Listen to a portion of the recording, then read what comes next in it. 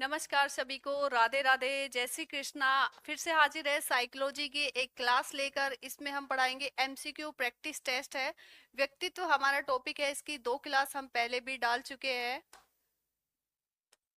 2 class हमारी पहले भी व्यक्तित्व की हो चुकी है।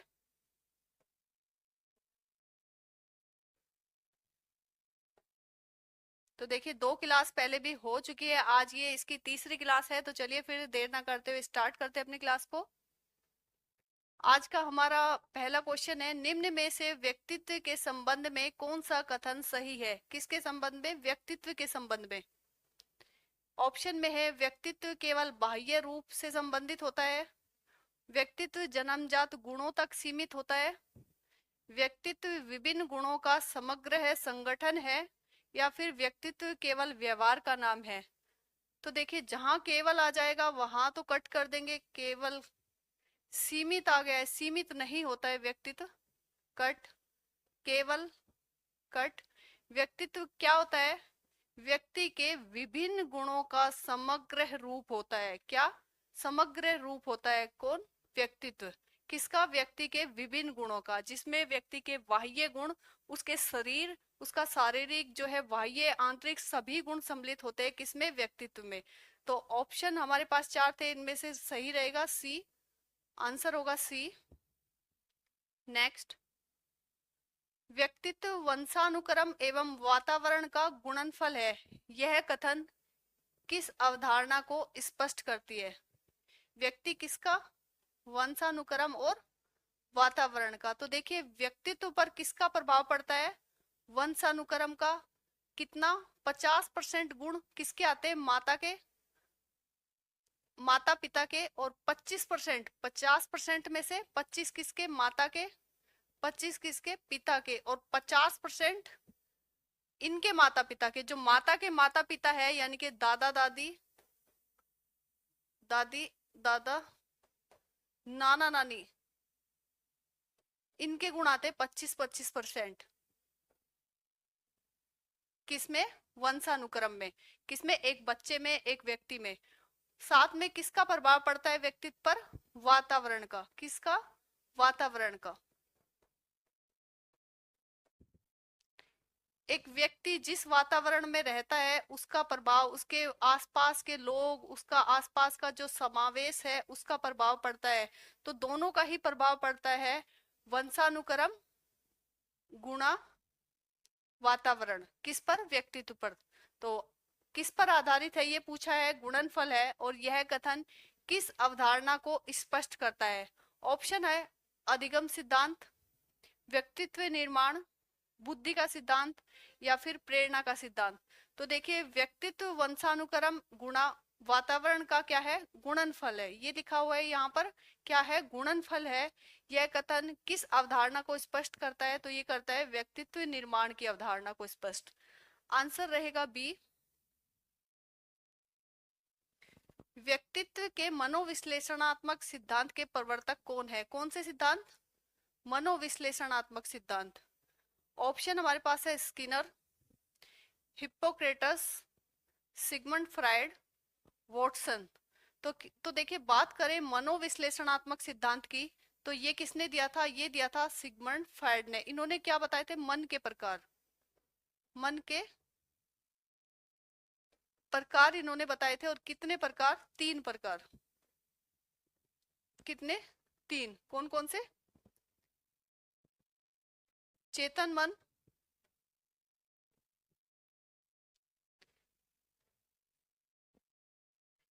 अचेतन मन, और अर्धचेतन मन।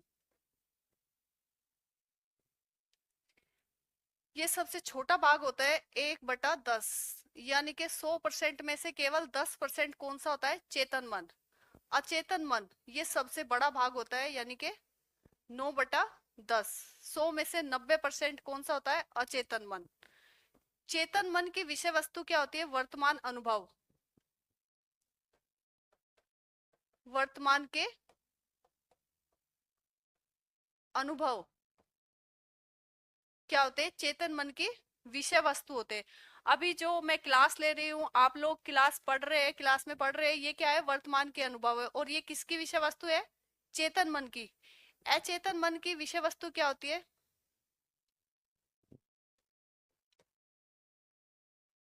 दमित इच्छाएं, काम प्रवृत्ति किसकी विषय वस्तु है? अचेतन मन की। कौन सी? व्यक्ति की कोई इच्छा है जो पूरी नहीं हुई है, कहाँ दबी पड़ी है? अचेतन मन में। दमित इच्छाएं और काम प्रवृत्ति किसकी विषय वस्तु है? अचेतन मन की। सबसे बड़ा भाग मन का कौन सा है? अचेतन मन। जो हमारे कंट्रोल में नहीं होता है, हमारे कंट्रोल में नहीं होता है कौन सा मन? अचेतन मन। चेतन मन पर हम अपना कंट्रोल कर सकते हैं, लेकिन अचेतन मन हमारे काबू में नहीं होता है, कंट्रोल में नहीं होता है। बात करें अर्ध चेतन मन की, तो इसकी कोई परसेंटेज नहीं बताई गई है कि ये कितना होता है, ये सिर्फ एक परत है। और इसकी विषय वस्तु क्या होती है? जो हम पढ़ चुके हैं, मान लिया अभी हम जो पढ़ रहे हैं वो क्या है? वर्तमान अनुभव। लेकिन जो हमने कल पढ़ा या फिर एक महीने पहले पढ़ा, एक महीने पहले पढ़ा, कहाँ स्टोर हो गया है? अर्ध चेतन मन में जाके। यानी कि ये हमारा जो सीखा हुआ ज्ञान है, ये कहाँ सेव हो रहा है, कहाँ जाके स्टोर हो रहा है? अर्ध चेतन मन में। अगर हम अर्ध चेतन मन में थोड़ा सा जोड़ लगाएंगे तो वो विषय वस्तु कहाँ आ जाती है? हमारे चेतन मन में आ जाती है। यानी कि हमने कल क्या पढ़ा है याद नहीं आ रहा है, थोड़ा सा दिमाग पर जोर डालेंगे, कहाँ है अभी वो है अर्ध चेतन मन में। थोड़ा सा जोर लगाएंगे तो चेतना में आ जाएगी, चेतन मन में आएगा और हमें याद आएगा कि हमने कल क्या पढ़ा था। तो ये चेतन मन, अर्ध चेतन मन और अचेतन मन, तीन इन्होंने क्या बताए थे? प्रकार बताए थे। साथ में ही इन्होंने मन की तीन परतें बताई थी, ईड, ईगो और सुपर ईगो। आगे इनकी भी बात करेंगे।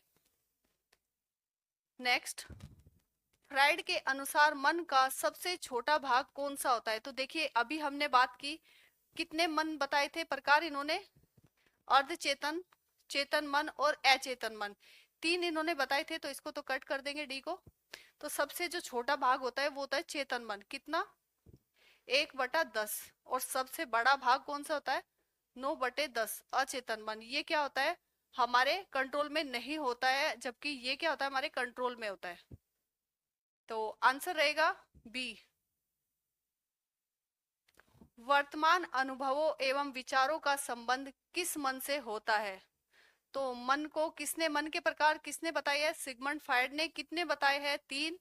चेतन मन, अर्ध चेतन मन और अचेतन मन। पूछा है क्या? वर्तमान अनुभव और विचारों का संबंध। यानी कि जो मैं पढ़ा रही हूँ, क्लास ले रही हूँ, आप लोग जो पढ़ रहे हो, वो किस मन की विषय वस्तु है? वो है चेतन मन की विषय वस्तु। नेक्स्ट, अर्ध चेतन मन की प्रमुख विशेषताएं क्या है? किसकी? अर्ध चेतन मन।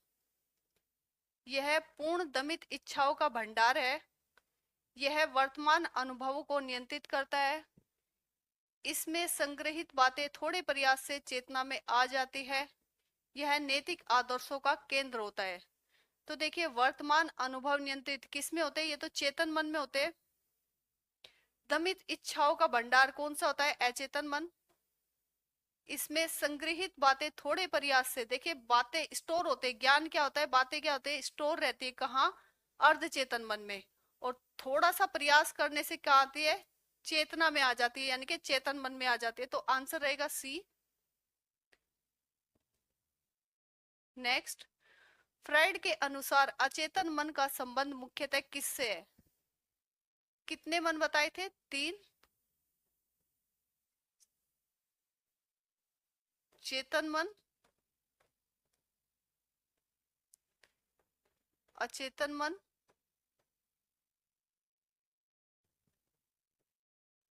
अर्ध चेतन मन। देखिए मैं बार बार इसलिए लिखवा रही हूँ ताकि याद रहे, जल्दी से आप लोग भूले नहीं। चेतन मन, अचेतन मन और अर्ध चेतन मन। फ्राइड के अनुसार अचेतन मन का संबंध पूछा है किससे है? ऑप्शन में है तर्क शक्ति, सामाजिक समायोजन, दमित इच्छाओं एवं काम प्रवृत्ति, वर्तमान निर्णय। तो देखिए हम बात कर चुके हैं, अचेतन मन की विषय वस्तु क्या है? दमित इच्छाएं,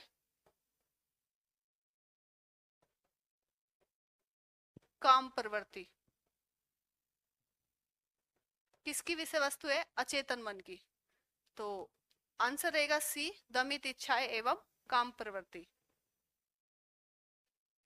ईड का संचालन किस सिद्धांत पर आधारित होता है? तो देखिए, हमने बात की है सिगमंड फ्राइड के मन के तीन परतों के बारे में, ईड, ईगो, सुपर ईगो। तो यहाँ पर ईड पूछा है, ये किस में पाई जाती है? बच्चों में पाई जाती है, शेषवावस्था में। शेषवावस्था के जो बच्चे होते हैं उनमें पाई जाती है। और ये किस पर आधारित होती है? इच्छा एवं सुखवादी सिद्धांत पर ये आधारित होती है। सुखवादी सिद्धांत पर आधारित होती है। मानव के अंदर क्या होता है? राक्षस होता है। मानव के अंदर राक्षस होता है। किस अवस्था में? ईड की अवस्था में। ईड की अवस्था में किस में पाई जाती है? शेषवावस्था में ईड होती है। और मानव के अंदर क्या पाया जाता है? एक राक्षस। बच्चों को जब कोई चीज चाहिए होती है शेषवावस्था में, वो अंतर नहीं कर पाते अपनी आंतरिक अवस्था और बाह्य अवस्था में। उनको जो कोई चीज चाहिए होती है तो वो चाहिए होती है, उनकी इच्छा पूरी होनी चाहिए, उनको सुख का अनुभव होना चाहिए। उनको किससे मतलब है? अपनी इच्छा से, अपने सुख से। तो कई बार क्या होता है, राक्षस जैसा व्यवहार कर लेते हैं जिद में। कैसा व्यवहार? राक्षस जैसा। इसलिए क्या कहा जाता है कि मानव के अंदर एक राक्षस देखा जा सकता है। किसमें? ईड में। तो हमने बात की है सुखवादी और इच्छावादी सिद्धांत पर। यहां दे रखा है यथार्थ सिद्धांत, नैतिक सिद्धांत, सामाजिक सिद्धांत और सुखवादी सिद्धांत। तो देखिए, ईड किससे संबंधित है? सुखवादी सिद्धांत से। ईगो किससे संबंधित है? यथार्थवादी सिद्धांत से। सुपर ईगो नैतिक सिद्धांत। ईगो का ईगो की मुख्य भूमिका क्या मानी जाती है? तो देखिए, ईड के बाद कौन सी अवस्था? ईगो। इच्छाओं की पूर्ति करना, तो ये किसकी है? ईड की। नैतिक नियंत्रण रखना, ये किसका है? सुपर ईगो का। साथ में आदर्शवादी सिद्धांत पर, नैतिकतावादी सिद्धांत और आदर्शवादी सिद्धांत पर कार्य करती है कौन? Super ego. कौन? सुपर ईगो किस पे कार्य करती है? नैतिकतावादी सिद्धांत और आदर्शवादी सिद्धांत पर। ईड किस पर कार्य करती है? इच्छावादी सिद्धांत और सुखवादी सिद्धांत पर। आंतरिक इच्छाओं एवं बाह्य वातावरण में संतुलन बनाना, केवल आनंद प्राप्त करना, केवल आनंद प्राप्त करना, ये किसका है? ईड का। आनंद, सुख, इच्छा किस पर? ईड में। नैतिक नियंत्रण, आदर्शवादी सिद्धांत किसमें? सुपर ईगो में। बचा कौन? सी। आंतरिक इच्छाओं बाह्य वातावरण में क्या कर लेता है? संतुलन कर लेता है। किस में? जिसमें ईगो यानी के ईगो अहम होता है। अहम यानी के मैं की अवस्था। अहम, अहम की अवस्था कौन सी? ईगो। तो ये क्या होता है? आंतरिक इच्छाओं और बाह्य वातावरण में। स्टार्टिंग में क्या थी? ईड में क्या होती है? आंतरिक इच्छाएं होती है, बस इनकी पूर्ति होनी चाहिए। लेकिन ईगो में आते आते इंसान क्या करना सीख जाता है? आंतरिक इच्छाओं और बाह्य वातावरण में संतुलन करना सीख जाता है। तो ईगो की क्या रहेगा? आंसर रहेगा सी। मैं कौन हूं जैसी सोच किस संरचना से संबंधित है? तो देखिए, अभी बात की है मैं किसमें? ईगो। आंसर रहेगा बी। सुपर ईगो का विकास मुख्यतः किससे संबंधित है? जैविक आवश्यकताओं से, दमित इच्छाओं से, वर्तमान अनुभव से, नैतिक आदर्शों और सामाजिक मूल्य से। तो देखिए, हमने अभी बात की है नैतिक आदर्शों और सामाजिक मूल्य, आदर्शवादी सिद्धांत पर आधारित। तो आंसर रहेगा बी। नेक्स्ट, निम्न में से कौन सा युग्म सही सुमेलित है? बात की है हमने ईड की, ईगो की और सुपर ईगो की। तो देखिए, ईड किससे संबंधित है? सुखवादी सिद्धांत से। तो ये तो हो जाएगा क्या? गलत। ईगो किससे संबंधित है? ईगो है यथार्थवादी, वास्तविकता के सिद्धांत पर आधारित, तो ये हो जाएगा गलत। सुपर ईगो किससे संबंधित है? आदर्शवादी सिद्धांत, ये रहेगा एकदम सही।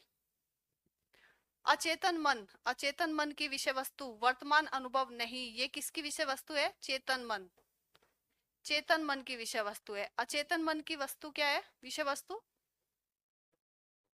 दमित इच्छाएं, दमित इच्छाएं और काम प्रवृत्ति, दमित इच्छाएं और काम प्रवृत्ति। तो देखिए यहां पर जो सही रहेगा वो रहेगा आंसर सी, सुपर ईगो यानी कि आदर्शवादी सिद्धांत। हिप्पोक्रेटस का व्यक्तित्व वर्गीकरण किस पर आधारित था? किसका? हिप्पोक्रेटस पर। त्रिगुण सिद्धांत, शरीर के द्रवों पर, अधिगम पर, वातावरण पर। तो देखिए ये जो त्रिगुण सिद्धांत है ये किसने दिया था? भारतीय दृष्टिकोण ने दिया था। तो ये तो कर देंगे क्या? कट। शारीरिक द्रव्यों पर आधारित है, जी हाँ, हिप्पोक्रेटस का किस पर आधारित है? शारीरिक द्रव्यों पर आधारित है। इन्होंने कितने प्रकार बताए थे? 4 प्रकार इन्होंने बताए थे। कौन से? एक था मंद, खिन्न, दूसरा था खिन्न, तीसरा हम बात करें क्रोधी,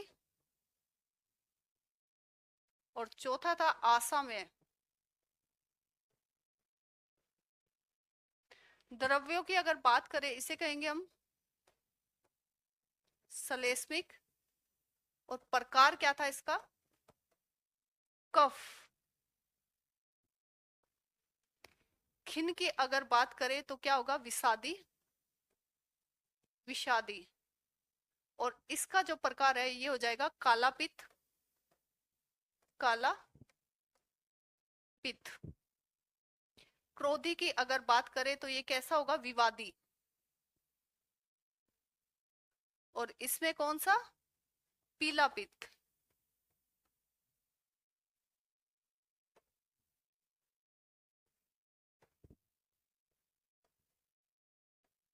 पीला पित्त। क्रोध आता है ना तो कई बार बोलते हैं ना कि लाल पीला क्यों हो रहा है, तो कौन सा पित्त? पीला पित्त।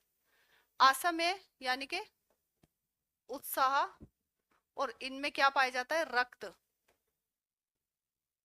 तो देखिए हिप्पोक्रेटस ने 4 प्रकार व्यक्ति के बताए थे। मंद यानी कि सलेस्मिक, प्रकार था कफ, खिन्न यानी कि विषादी, काला पित्त, क्रोधी यानी कि विवादी, पीला पित्त, आशामय यानी कि उत्साह, रक्त। तो ये था हिप्पोक्रेटस का प्रकार, और इन्होंने क्या किया था? शारीरिक द्रव्यों पर आधारित था इनका वर्गीकरण। आंसर रहेगा बी। रक्त प्रधान प्रकार के व्यक्ति सामान्यतः कैसे होते हैं? किनका पूछा है? हिप्पोक्रेटस का ही पूछा है। क्या? रक्त प्रधान। उदास और निराशावादी, क्रोधी और अस्थिर, आलसी एवं निष्क्रिय, प्रसन्नचित और आशावादी। तो देखिए जिसमें रक्त होगा ज्यादा, रक्त प्रधान होगा, तो वो कैसे होंगे? प्रसन्नचित और आशावादी। जो विषाद से घिरे होंगे, विषाद, विषादी होंगे, उनमें क्या होगा? निराशा होगी, उदास वो रहेंगे। क्रोधी, हमने पढ़ा अभी, क्रोधी यानी के विवादी, विवादी कैसे होंगे? क्रोधी होंगे, अस्थिर होंगे। आलसी एवं निष्क्रिय, ये कौन से होंगे? मंद, मंद। सलेस्मिक, कैसा प्रकार?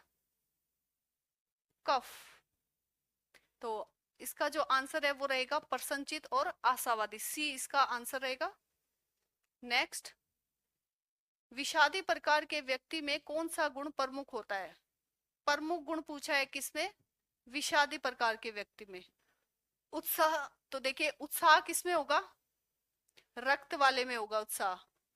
आशावादी, विनोद प्रियता और निराशावाद।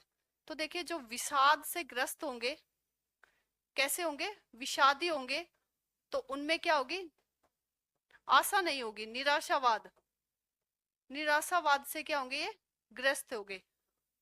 तो आंसर रहेगा सी, निराशावाद। नेक्स्ट, क्रोधी प्रकार के व्यक्ति का संबंध किस द्रव्य से माना जाता है?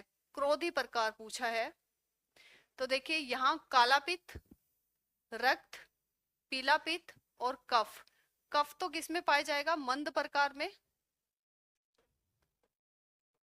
सलेस्मिक प्रकार में। और काला पित्त जो है ये पाया जाएगा खिन्न में, खिन्न में, खिन्न प्रकार में क्या पाया जाता है? काला पित्त, यानी कि विषादी, विषादी। रक्त किस में पाया जाएगा? आशा में, आशा में व्यक्तित्व में क्या पाया जाएगा? रक्त। और क्रोधी प्रकार में पूछा है तो इसमें क्या पाया जाएगा? पीला पित्त। आंसर रहेगा डी। नेक्स्ट, भारतीय दर्शन में व्यक्तित्व का वर्गीकरण किन गुणों पर आधारित है? किसमें पूछा है? भारतीय दर्शन में व्यक्तित्व का वर्गीकरण पूछा है। तो देखिए ऑप्शन हमारे पास है ए वात पित्त कफ, रक्त पित्त श्लेष्मा, सत्व रजस तमस, चेतन अचेतन अर्धचेतन। तो देखिए जो भारतीय दर्शन है इन्होंने व्यक्तित्व का जो वर्गीकरण किया है ये किया है सत्व रजस और तमस गुण के आधार पर। सत्व जो होते हैं ये कैसे होते हैं? सत्यवादी होते हैं, सत्यवादी। कर्म निष्ठा में इनका विश्वास होता है, कर्म निष्ठा, कर्म निष्ठा। और अनुशासित, अनुशासित होते ये क्या होते हैं? अनुशासित, अनुशासित होते हैं। रजस में अगर बात करें, रजस गुण वाले भौतिकता, भौतिक मानसिकता, भौतिक, भौतिक मानसिकता वाले होते हैं। इनको क्या चाहिए था? गाड़ी चाहिए, पैसा चाहिए, बंगला चाहिए। इनमें क्या होता है? असंतोष भरा होता है, असंतोष। ईर्ष्या की भावना इनमें देखने को मिलेगी, ईर्ष्या, ईर्ष्या की भावना इनमें होती है।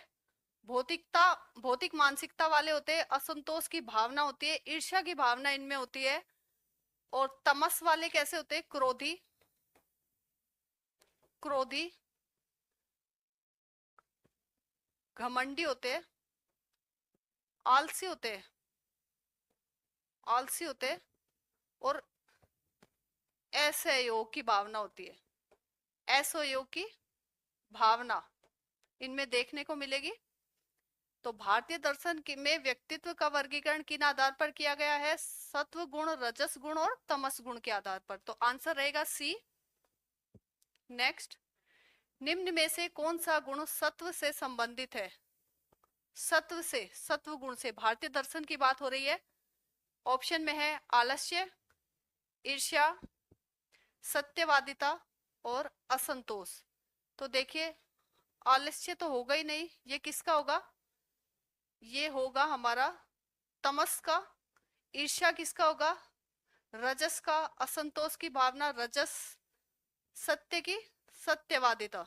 आंसर रहेगा सी।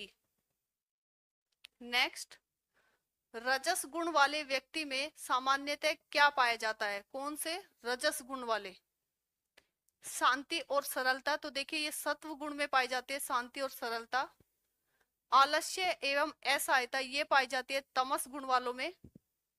निष्क्रियता ये भी किस में पाई जाती है? तमस गुण वालों में। तो देखिए तीव्र क्रियाशीलता और असंतोष, तीव्र क्रियाशीलता और असंतोष किस में पाया जाता है? रजस वालों में। तो आंसर रहेगा सी। नेक्स्ट,